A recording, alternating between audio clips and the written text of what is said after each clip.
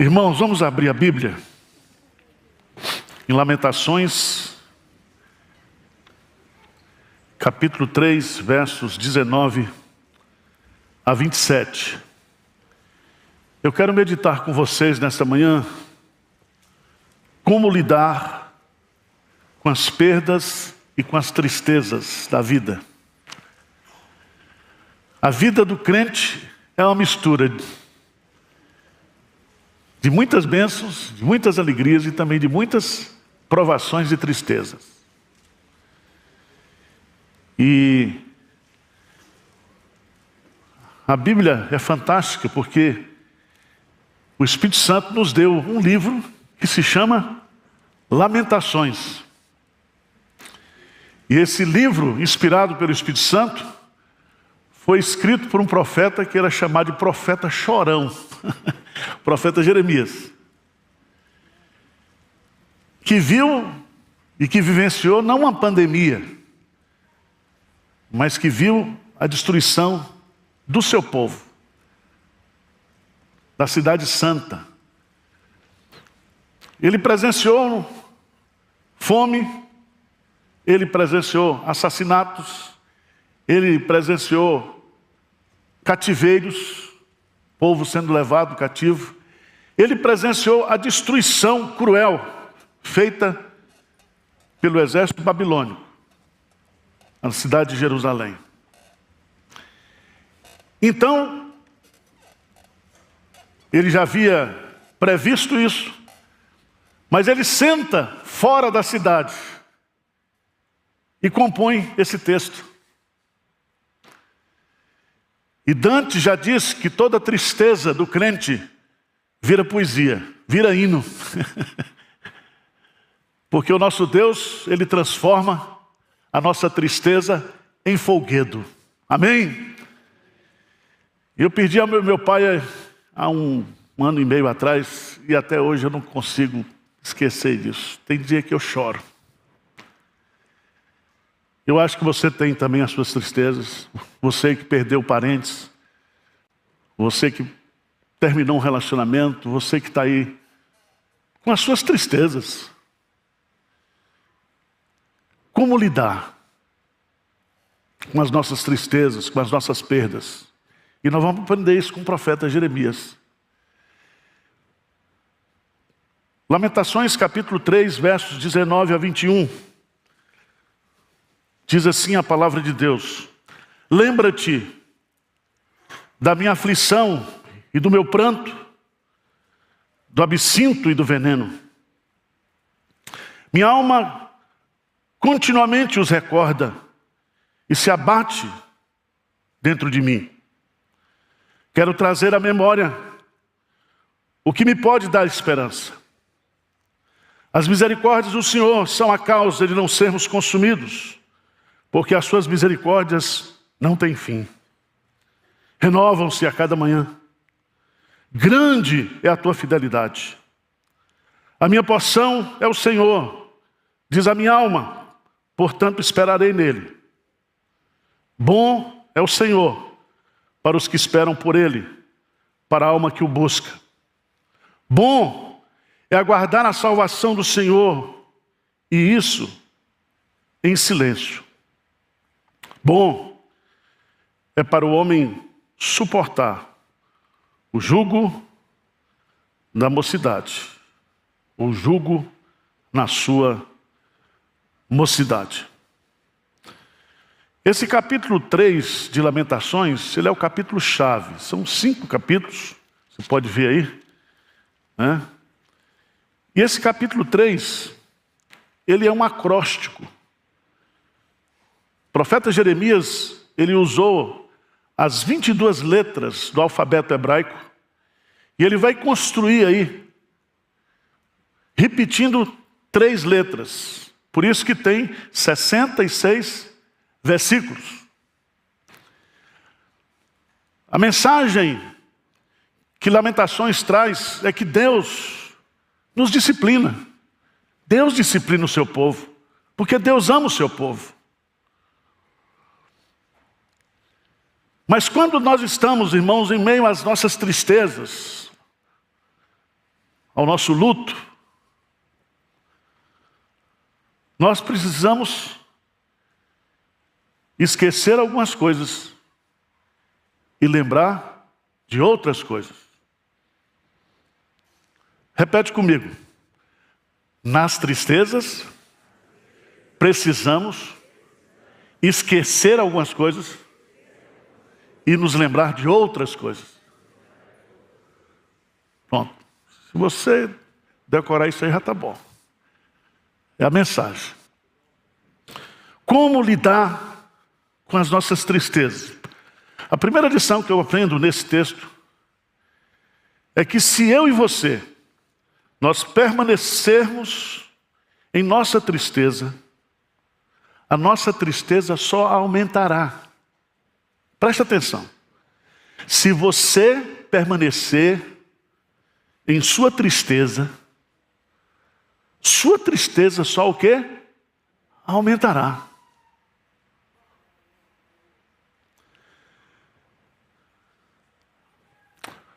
A Bíblia, ela é contra aquilo que se chama estoicismo. O estoicismo é uma filosofia grega que nega e que tenta esconder os nossos sentimentos. Mas nós não somos estoicos. Quando nós sofremos, nós devemos ficar tristes, nós devemos viver o nosso luto. Jesus chorou, diz a Bíblia. E o apóstolo Paulo diz que nós devemos nos alegrar com os que se alegram e chorar com os que choram. A Bíblia diz, bem-aventurados são os que choram, porque serão consolados. Mas não é isso que eu quero dizer. Eu quero dizer para você o seguinte. Chega uma hora que eu tenho que esquecer a minha tristeza. Sabe por quê? Veja lá no texto. Lembra-te da minha aflição e do meu pranto, do absinto e do veneno. Veja que o profeta está dizendo, eu vou ficar lembrando, eu peço que o Senhor se lembre, eu quero que todos vejam o quanto eu estou sofrendo, o quanto eu estou afligido, o quanto eu estou, e aí ele vai botar uma expressão, absinto e veneno. O que significa isso?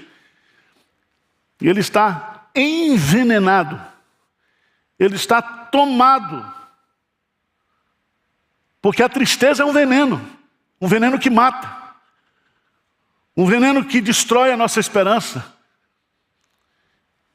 Então, se eu e você, nós ficarmos só nos lembrando, remoendo as nossas tristezas, a gente adoece. Veja no texto que ele vai colocar, no versículo 20, o que ele diz aí? Minha alma continuamente o quê? Os recorda. Recorda de quê? Das coisas ruins, da tragédia, daquilo que aconteceu.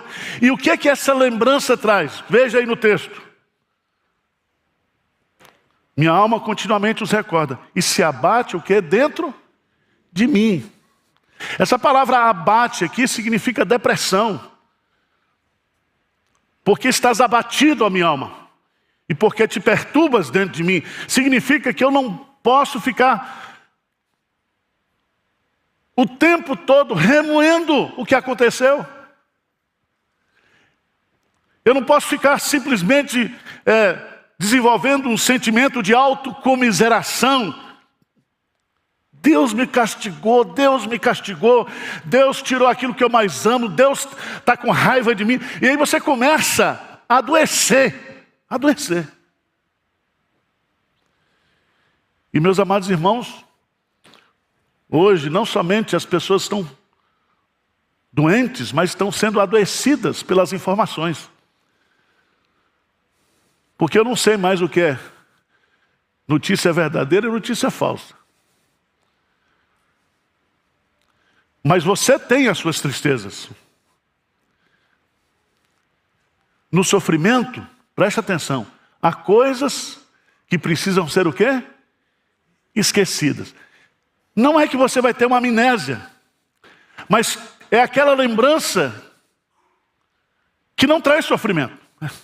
É aquela lembrança que você sabe e precisa avaliá-la à luz da palavra de Deus. Então, quando eu me lembro do meu pai, e às vezes, aí o que eu faço? Eu digo, não, meu pai não morreu, eu não perdi meu pai. Ele mudou de endereço. Eu vou me encontrar com ele. Ele não pode vir até mim, mas eu irei a ele. E aqui, meus amados irmãos, que eu quero chamar a sua atenção, porque se a nossa esperança em Cristo se resume somente às coisas dessa vida, nós somos as pessoas mais o quê? Infelizes. E o profeta Jeremias, então, ele vai nos dar aqui a chave. E qual é a chave? Se há coisas que precisam ser esquecidas, há coisas que precisam ser o quê? Lembradas. E o que eu tenho que me lembrar? Lê comigo bem forte o versículo 21. O que é que diz aí? Quero trazer à memória o que pode me dar o quê? Repete de novo. Quero trazer à memória o que pode me dar esperança. Então a memória é tudo. E se você não sabe, eu queria ler com você um versículo que está lá em Jeremias.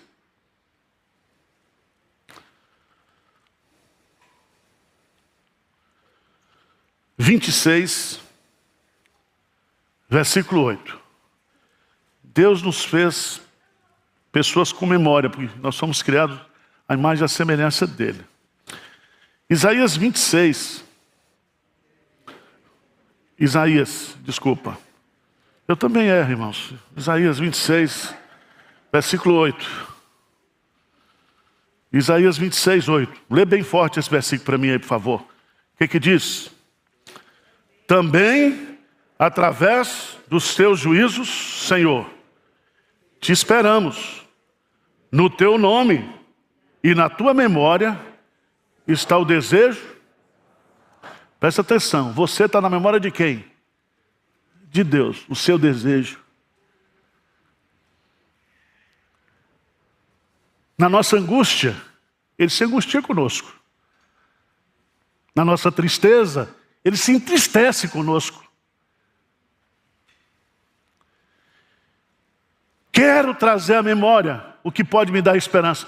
Eu não quero ficar trazendo à minha memória os fatos tristes. Eu não posso ficar remoendo isso. E aí, meus amados irmãos, o que nós devemos nos lembrar? Se você permanecer na sua tristeza o quê? Aumentará.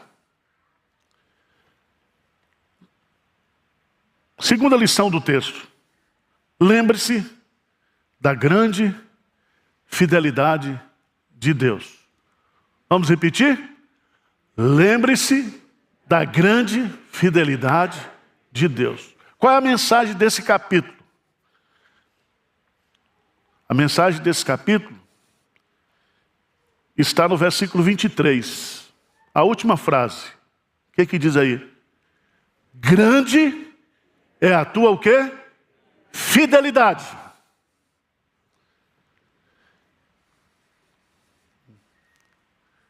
Você está sofrendo?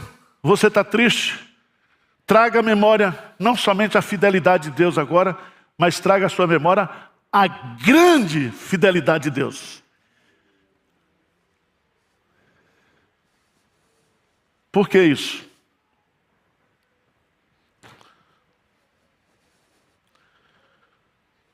Porque ela é infalível. Ela é infalível. Veja no versículo 22, que a fidelidade, ela vai se manifestando através de outros atributos. O primeiro atributo está no versículo 22. As misericórdias do Senhor são a causa de não sermos o quê? Consumidos.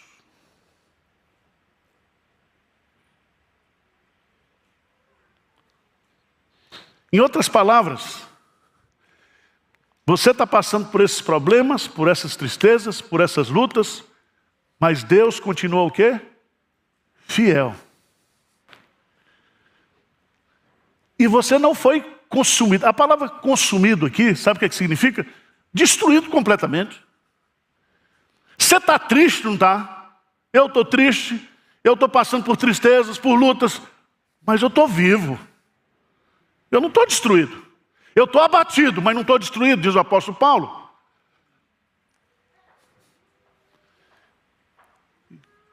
E por causa da fidelidade de Deus, nós não somos o quê?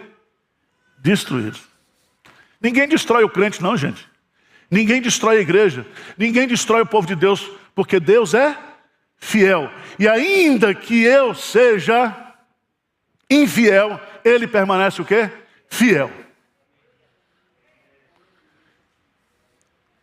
Então eu quero trazer à minha memória aquilo que pode me dar esperança. E o que me dá esperança nesse contexto de dor, de perda, de tristeza, é saber que grande é a fidelidade do Senhor. E por causa da fidelidade dEle, eu não sou destruído. Eu não sou destruído. Essa fidelidade é eterna. Essa fidelidade não tem fim. Mas veja uma coisa linda, que a gente passa muitas vezes. Grande é a fidelidade de Deus, porque ela é infalível. E o que eu acho maravilhoso aqui é porque ela é renovável. Ela é renovável. O que diz aí? Porque as suas misericórdias não têm fim. Renovam-se, o quê? Cada manhã. Então, vamos pensar assim, se Deus gastou 5% da fidelidade, da misericórdia dele ontem, hoje voltou de novo. Você já pensou nisso? Que quando você saiu de casa hoje, quando você acordou, Deus renovou na sua vida, na minha vida, na nossa vida, a sua misericórdia, o seu amor, a sua fidelidade. Significa que o tempo passa e o amor de Deus por nós não diminui. Não diminui. Isso ajuda a enfrentar a tristeza ou não?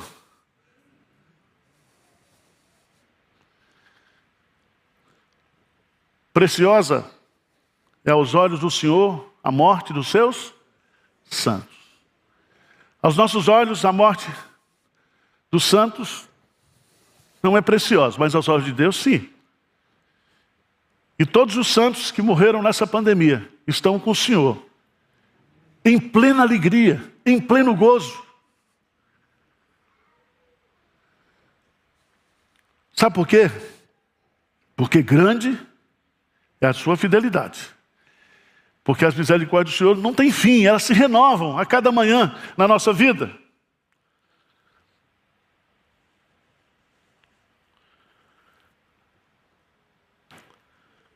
Lembre-se da grande fidelidade de Deus. Ela é infalível, ela é renovável, ela é bondosa. Bondosa. Veja no versículo 25, o que diz aí?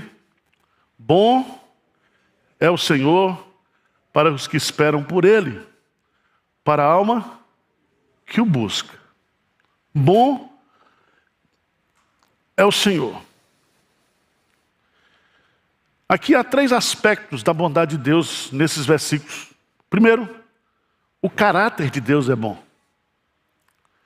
Deus não tem espasmos de bondade. Ele é bom. Ele é bom. Provai e vede que o Senhor é bom. Cantarei a bondade do Senhor para todo sempre. Rendei graças ao Senhor, porque Ele é bom, e a sua misericórdia dura para sempre.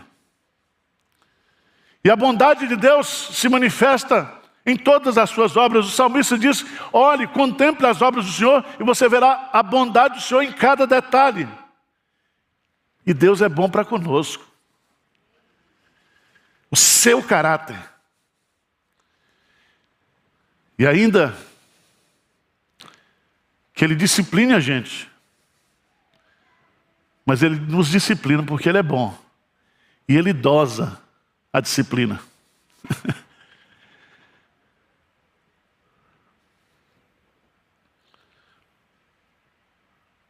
No versículo 26, Deus é bom não somente no seu caráter, mas Deus é bom também nessa questão do tempo. Bom é aguardar a salvação do Senhor, e isso em silêncio. Bom é aguardar. Significa que Deus tem o quê? O tempo certo, a hora certa. Pode a tristeza durar até ao anoitecer, mas a alegria vem pela manhã. A nossa vida, irmãos, não é uma caminhada para o escuro. O caminho do justo é como a luz da aurora, que vai brilhando, brilhando até ser dia perfeito.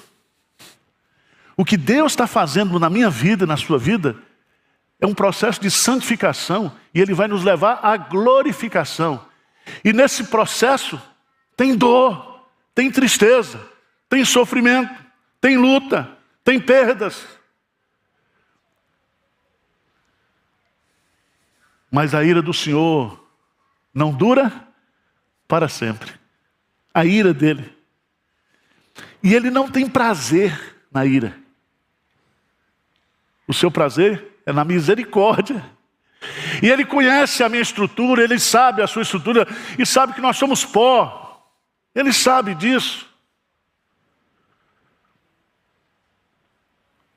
Mas lá no versículo 27, a bondade de Deus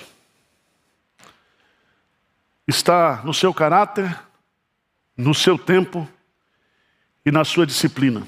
Porque Ele diz assim: bom é para o homem suportar o jugo na sua mocidade. Suportar o jugo aqui é suportar a disciplina, é suportar o sofrimento. E Ele diz claramente que isso é bom para nós. Deus não vai dar o frio além do cobertor que você pode ter. Vem na medida certa, vem na dose certa. Deus não desperdiça sofrimento na minha vida e na sua vida. Deus não é masoquista, Ele é bom. Ele é bom.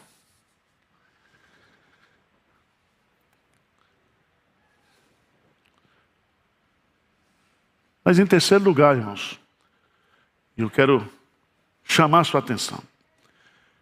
Permanecer em sua tristeza, só aumentará a sua tristeza.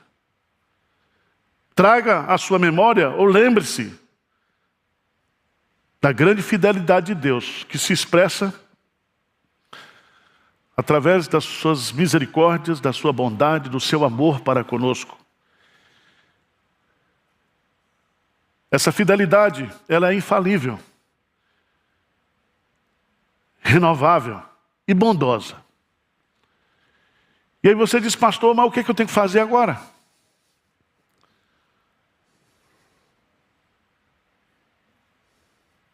Versículo 24, o que diz?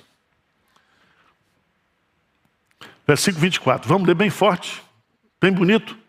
A minha porção é o Senhor, diz a minha alma, portanto, esperarei nele. Aleluia. Essa expressão porção aqui significa a sua herança. Tudo que você tem E tudo que você vai herdar é Deus. Você acha pouco? Ele um dia enxugará dos nossos olhos toda lágrima. A minha porção, Senhor. Essa palavra porção, ela vem justamente do contexto da distribuição das terras. E quando Deus distribuiu as terras, a única tribo que não recebeu terra foi a tribo de Levi. E Deus diz para a tribo de Levi: vocês não vão receber porção dessa terra. Eu sou a porção de vocês. Louvado seja Deus. Então, gente, tudo que você acha que você perdeu, você não perdeu, porque tudo está nas mãos de Deus. E as tristezas e as perdas que nos entristece, que nos faz chorar, que nos abate muitas vezes, isso aí é insignificante demais diante daquilo que eu e você nós temos. Deus é a nossa porção. Vamos esperar nele. Mas há uma coisa também que você pode fazer, que eu e você, no versículo 31 e 32 de Lamentações, veja bem, quando eu estou sofrendo, quando eu estou sendo disciplinado pelo Senhor, o senso que eu tenho é de rejeição, não é isso? Deus não gosta de mim, Deus está me... Mas veja o que o profeta diz lá no versículo 31, o Senhor não rejeitará para sempre, pois ainda que entristeça alguém, usará de compaixão, segundo o quê? A grandeza das suas misericórdias. Aguenta firme, que vai passar. Vai passar. Pedro diz que Deus nos prova, se necessário, por pouco tempo, para que a nossa fé seja o quê? Purificada. Por isso, terceiro lugar, vamos ficar de pé.